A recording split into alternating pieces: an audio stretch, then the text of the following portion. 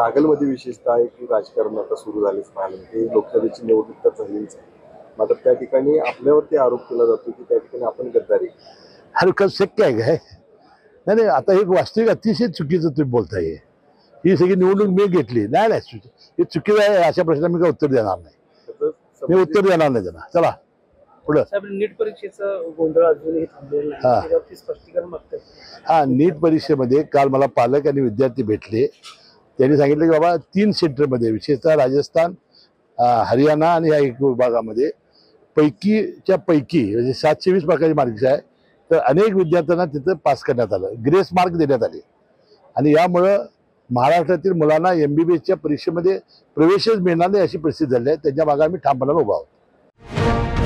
अशाच ताज्या अपडेटसाठी महासत्ता न्यूजला सबस्क्राईब करा.